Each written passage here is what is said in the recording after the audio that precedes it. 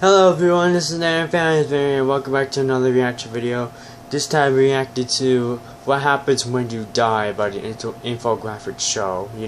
I reacted to a couple of their videos, the Jeff the Killer video and the Bloody Mary thing. And I still have a few videos to react to from them, so I'm thinking about it. But this video I'm reacting is called What Happens When You Die. Actually, when you die. So, I've been very interested in watching this, and it's only 7 minutes long, so. And yeah, so make sure to like and subscribe, check out the video if you haven't seen it already, and subscribe to the Infographics show. And we shall begin this right now. What happens when you finally kick the bucket, so to speak? Despite our mostly science-grounded views on death these days, it seems many of us believe in life after it. In 2014, UK citizens were polled by The Telegraph, and just under 60% of respondents said they believe some part of us lives on. In the US, still a very Christian nation, Pew Research in 2015 asked people what happened after you die. The survey found that 72% of Americans believed you go to heaven, which was described as a place where people who have led good lives are eternally rewarded. 54% of US adults replied that they believed in hell, which was described as a place where people who have led bad lives and die without being sorry are eternally punished. With that in mind, welcome to this episode of the Infographics Show, What Happens When You Die. Don't forget to subscribe and click the bell button so that you can be part of our notification squad. It seems a lot of people do believe that after death we might be ensconced in some cloud-strewn paradise, or conversely, if we haven't adhered to the ethics prescribed to us by our chosen religion or denomination of that religion, we might be faced with eternal hellfire and the prospect of groveling to a bearded red man who hardly ever puts down his pitchfork.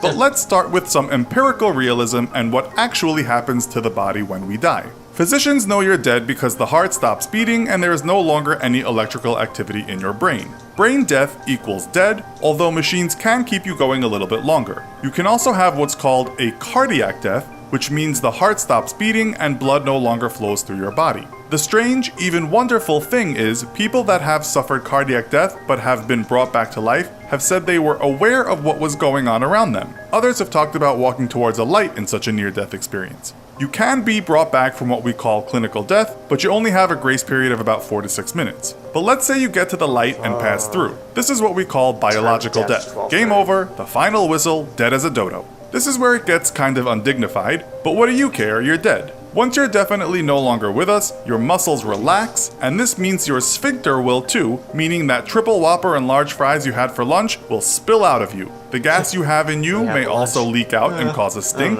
The same goes for the pee you've got in your bladder. So dying, not surprisingly, is a bit of a messy affair. And men, you might even ejaculate. As for women, you may give birth after you have died if you were pregnant, which is something called coffin birth. It doesn't happen often though. Instead of pushing, it's the gases in the abdomen that squeeze the newborn into the world.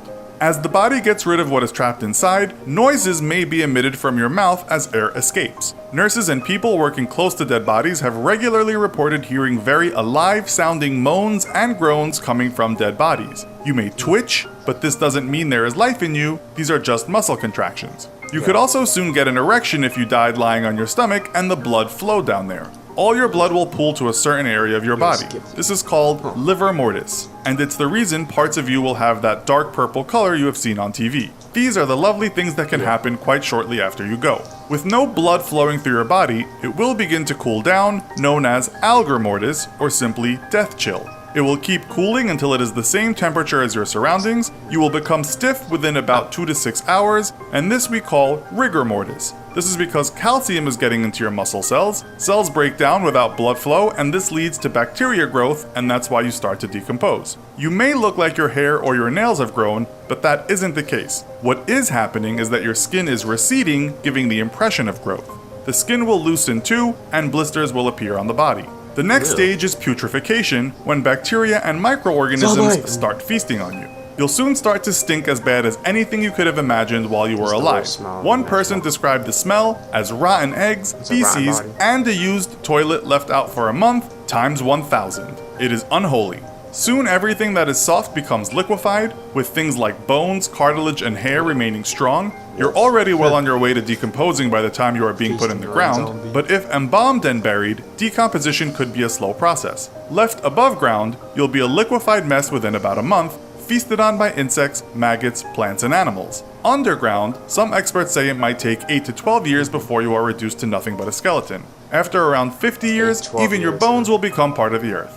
We should add the rate of decomposition depends on all manner of factors, too many to list here, but we think you get the picture. While some people report that their near-death experience was a scene to behold, that's not always the case. One person writing on Reddit said his experience was as follows. It was just black emptiness, no thoughts, no consciousness, nothing. Is there really something else? Irish empiricist philosopher George Berkeley was so hell-bent on knowing what happens after death, or those moments during clinical death, that he actually hanged himself to the point of death with a friend nearby ready to cut him down before he died. He believed there was something between heaven and earth, perhaps what philosophers have called the ether. The story has become lore in philosophical circles, but it's thought all Berkeley really discovered was that hanging hurts your neck. French philosopher René Descartes believed the soul was separate from the body, as many religions will tell you, and perhaps when we die, something lingers on. Friedrich Nietzsche talked about the concept of eternal recurrence, or eternal return, meaning all existence or energy in the universe has forever and will forever keep repeating itself ad infinitum.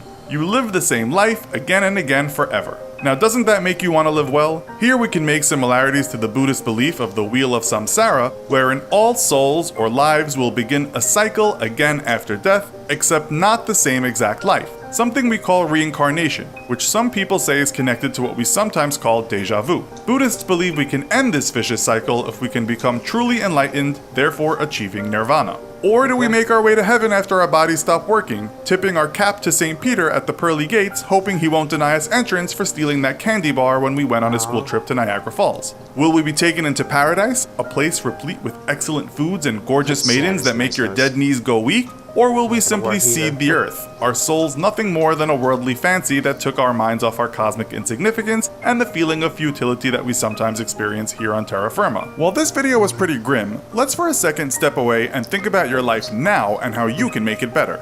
If you are one of the many living people who are running a business or thinking of starting one, you probably need a website.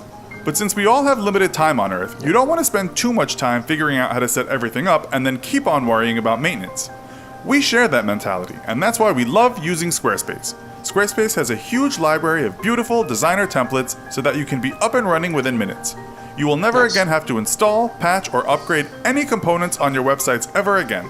If you already have your domain and are hesitating about switching to Squarespace because of that, there's nothing to worry about. You can now transfer your third-party domains to Squarespace. Instead of working with multiple vendors to maintain your online presence, you are able to manage all of your domain and billing settings with Squarespace and take advantage of their easy-to-use DNS interface. Do you hear that? Nice. That's Destiny calling, and it says you need a new website, so make it with Squarespace.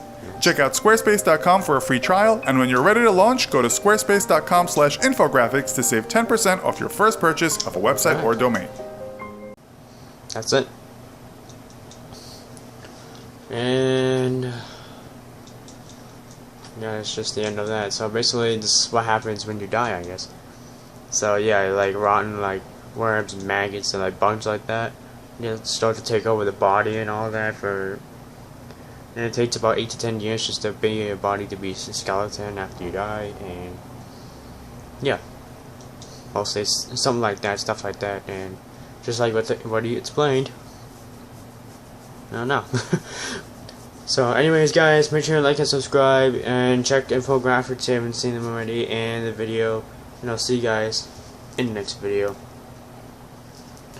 Bye guys. Bye.